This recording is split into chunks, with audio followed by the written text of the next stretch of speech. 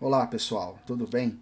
Então, na última aula aí eu tive que interromper aqui, que aconteceram uns probleminhas aqui, técnicos, tá? Então eu tava falando aí do caso da Índia, né? Então, só retomando aqui, né? Então essa revolta dos cipaios, ela vai fazer com que o parlamento britânico, né? Ela atendesse aí às lideranças locais, tá? Então a Companhia das Índias vai sair do domínio aí direto na Índia, certo? E aí eles vão passar esse poder aí para as lideranças locais, certo? Então são essas lideranças locais que acabam sendo privilegiadas aí, né, por esse governo britânico dentro da Índia. Caso chinês. Bom, então a China é outro país aí, outro território importante, tá? Para esse mundo aí do neocolonialismo. Então é assim, os chineses, eles vão resistir aí à influência externa, tá? Então assim, os britânicos, os ingleses, eles vão ter dificuldades em vender os seus produtos industrializados para os chineses. O mercado chinês, ele vai se manter fechado para esses produtos europeus como um todo até a década de 1840, tá? E aí, os ingleses, para tentar entrar, né, furar esse bloqueio do mercado chinês, eles começam a contrabandear ópio para a China. É isso aí. Os ingleses, né, começam a vender droga para os chineses, certo?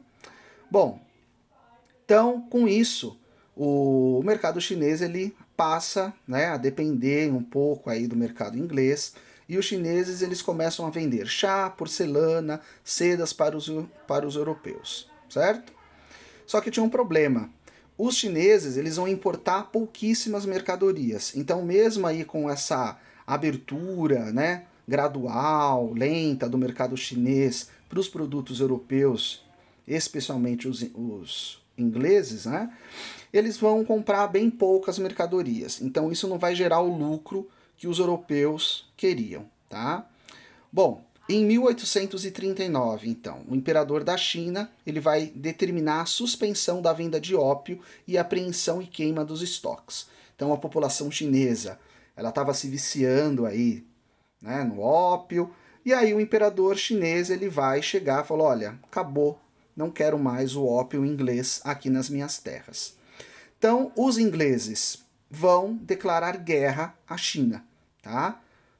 Por isso que a guerra ficou famosa, né? E ficou conhecida como a Guerra do Ópio, que vai de 1839 a 1842, certo? Então essa guerra aí ela vai ser motivada por essa proibição do imperador da China, tá? Da entrada de ópio, né, inglês aí para o território dele, tá? Então essa guerra do ópio vai ter como consequência a vitória britânica. Então os ingleses eles vencem a guerra. A abertura do território britânico para ação do território chinês, desculpa, para ação imperialista, presença de tropas britânicas. Então esse território chinês, então, ele economicamente ele vai ser aberto aí para a entrada dos produtos britânicos, tá? E além dos produtos, as tropas britânicas passam a estar presentes na China, tá? Então, além disso, nós vamos ter outros conflitos aí no final, na metade aí do século XIX, como a Guerra Sino-Japonesa, né? Guerra entre o Japão, né? E a China, tá?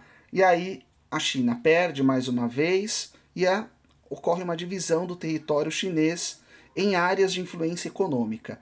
Então o território chinês ele vai ser dividido entre Inglaterra, França, Alemanha, Rússia e Japão, tá? Então nós vamos ter aí a revolta aí dos Boxers, né? Que eles vão ter, que são grupos, né, de chineses revoltosos, que vão ter como objetivo expulsar os estrangeiros, certo? Mas os boxers aí não vão ter muito sucesso não, tá? E aí a China passa para o domínio aí inglês. Então nós vamos ter aí, né, o território chinês após a guerra sino-japonesa sendo dividido, né, pelas potências, o Japão, né, a Prússia, a Inglaterra, a França, a Rússia, cada um representa um estado nacional, um país, e o caso japonês. Então, assim, o Japão ele vai ficar fechado, né, para os produtos ingleses até 1853, tá, os produtos industriais. E nós vamos ter uma expedição estadunidense que vai aportar então em Uraga, próximo a Tóquio, tá? Ameaça de bombardeio da cidade caso não fossem recebidos pelas autoridades japonesas. Então é assim, os norte-americanos que vão impulsionar aí a entrada dos produtos industrializados no Japão, tá? Então na China foi a Inglaterra, no Japão vai ser os Estados Unidos. Quem assistiu aí o filme O Último Samurai? Então é esse contexto aí, tá? Então é assim, os norte-americanos eles vão ameaçar bombardear a cidade, né? Se os japoneses não aceitassem, não recebessem esses navios, essas embarcações comerciais inglesas, tá? Inglesas não, desculpa, norte-americanas. Então vai ser firmado o Tratado de Kanagawa. Os navios comerciais norte-americanos passariam a ter autorização para atracar em portos japoneses e, por conseguinte, comercializar com os japoneses, certo? E aí o Japão ele vai entrar na sua era moderna, né, industrializada, que é a era Meiji, de 1868. Então aí, pouquinho depois da metade do século XIX, tá? Então todo aquele aparato político, econômico da era feudal japonesa, do shogunato, né? Ela vai ser deixada de lado, ela vai entrar em decadência, tá? Então reforço aí para vocês assistirem O Último Samurai, é um filme que fala um pouquinho desse fim do shogunato, tá? Então assim, você tem os shoguns que dominam territórios diferentes no Japão, né? Como se fosse um senhor feudal, por isso que é feudalismo entre aspas japoneses, né? E os shoguns, eles possuem os samurais, né? Então os samurais é como se fossem os cavaleiros aí dentro lá do feudalismo, certo? Uma aproximação aí para vocês entenderem um pouquinho melhor. Então, com a decadência, né, desses shoguns, com o fim desse shogunato, desse feudalismo japonês, o imperador ele consegue o quê? Ampliar os seus poderes, né? Ele promove uma centralização política nas suas mãos, e aí ele vai receber o apoio dos comerciantes e dos camponeses. Por que dos comerciantes? Porque aí agora um território unificado, com uma única moeda, tá? Isso ia facilitar as transações comerciais, e os camponeses que tinham que pagar aí uma série de tributos aí para os seus shoguns, agora ele vai pagar um só para o imperador, tá? Então, quem vai dar início aí a essa centralização política e que vai permitir a entrada aí em larga escala, né, dos produtos industrializados, vai dar um início a um processo de modernização, de desenvolvimento industrial. Para o Japão, vai ser esse imperador Mutsuhito, certo? Então aí, umas imagens, né? Então, por exemplo, o imperialismo norte-americano. Então a gente viu lá que os Estados Unidos vão interferir no Japão, certo? Só que o ponto de maior preocupação aí dos norte-americanos era com a América, tá? Então nós vamos ter a doutrina Monroe, né? Vocês já viram essa frase, né? América para os americanos. Então, o que quer dizer o quê? Que os norte-americanos não iam aceitar nenhuma interferência política econômica dos países da Europa dentro do território americano. América Central, América do Sul, território americano, ele deveria ser controlado aí, conduzido politicamente, economicamente pelos Estados Unidos, certo? Então esse imperialismo norte-americano, esse neocolonialismo, ele vai ser marcado não só pela doutrina Monroe, mas pela política do Big Stick, tá? Do Theodore Roosevelt, certo? Então que é a política do grande cacete. É isso aí. Então assim, todo país, né, que oferecesse resistência aí econômica, política aos norte-americanos que fossem contrários, né, aos seus interesses, poderia ter a sua política, o seu território invadido, conduzido pelos norte-americanos, certo? Bom, final do século XIX, exotismo, superioridade. Então já falei aquela ideia existente, né? Não só entre os países europeus, mas nos Estados Unidos, que se viam como continuadores, né, da cultura europeia, de que a cultura que eles representavam era superior a todas as outras, africanas, asiáticas, né, da América do Sul como um todo, enfim. Então, vão ocorrer nesse período exposições internacionais.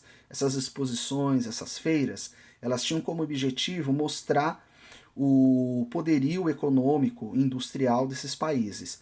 A Torre Eiffel, né, em Paris, ela foi construída para uma dessas exposições. Só que além dessa amostra aí visual, né, do poder industrial, econômico dos europeus, essas feiras, essas exposições, elas também serviam para mostrar o exotismo, né, de alguns países africanos e asiáticos, que são as exposições etnológicas, certo? Etnológicas vem de etnia, tá?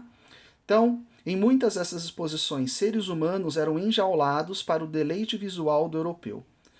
Então, dessa forma, havia a constatação da superioridade branca e do desenvolvimento industrial, né, desses povos, permanência de uma pseudociência racista no período, como a frenologia, criada em 1796, e a eugenia, criada em 1883. Frenologia, assim, é o estudo do tamanho da caixa craniana. Então existiam umas teorias pseudocientíficas aí, né, que mostravam aí que a forma do crânio europeu era superior, mostrava já superioridade racial, enfim, tá? E a eugenia é a teoria racial que vai dar origem depois ao nazismo, enfim, certo? Então vocês puderam ver aí, né, que o século XIX ele vai, né, a partir aí da metade do século XIX, né, nós vamos ter um avanço, né, do modo de viver da economia europeia dentro dos territórios africanos, asiáticos, e essa concorrência entre os europeus vai levar depois ao surgimento da Primeira Guerra Mundial, certo? Bom, pessoal, espero aí que não tenham ficado muito longas as aulas, que vocês tenham entendido, certo? É isso aí. Abraços aí do professor Léo. Falou!